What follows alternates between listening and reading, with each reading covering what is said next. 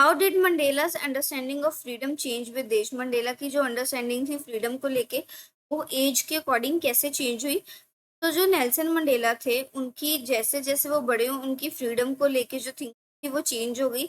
जब वो छोटे थे तब उन्हें लगता था कि फ्रीडम का मतलब है कि वो फील्ड में घूम सकते हैं, स्विम कर सकते हैं या फिर अपने दोस्तों के साथ खेल सकते हैं बिना किसी रोक टोक के। तो उन्हें लगता था कि वो फ्री हैं जब तक उन्हें कोई भी जो बड़ा इंसान है वो उनको मना नहीं कर रहा। बट जब वो स्टूडेंट बने और फिर बाद में और बड़े हुए तो उन्होंने देखा कि एक अपार्थाइड सिस्टम है हमारी कंट्री में।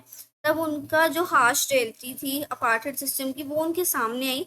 तो उन्हें पता चला कि जो ब्लैक साउथ अफ्रीकन है उनके पास कोई भी पॉलिटिकल राइट नहीं है और उनको बहुत ही बुरी तरीके से ट्रीट किया जाता है और उनके जो भी अपॉर्चुनिटीज हैं चाहे काम में चाहे वर्क में या फिर एजुकेशन में उन्हें कोई भी इक्वल अपॉर्चुनिटी नहीं दी गई।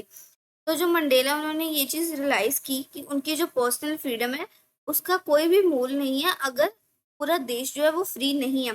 तो उन्होंने ये चीज समझी कि जो ट्रू फ्रीडम है वो इसका मतलब ये नहीं है कि आप बिना रिस्ट्रिक्शंस के रह रहे हो घर पर। इसका मतलब ये है कि आपको एक इक्वल राइट्स होनी चाहिए, आप एक समाज में एक डिग्निटी के साथ रह सको।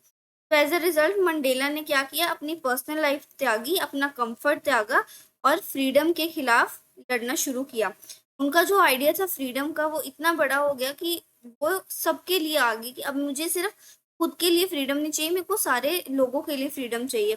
तो ये जो उनकी ट्रांसफॉर्मेशन आई उनकी थिंकिंग में, उससे उनकी मैच्योरिटी का और उनकी डीप कमिटमेंट का पता चलता है कि वो साउथ अफ्रीका के लिए कितना सोचते थे।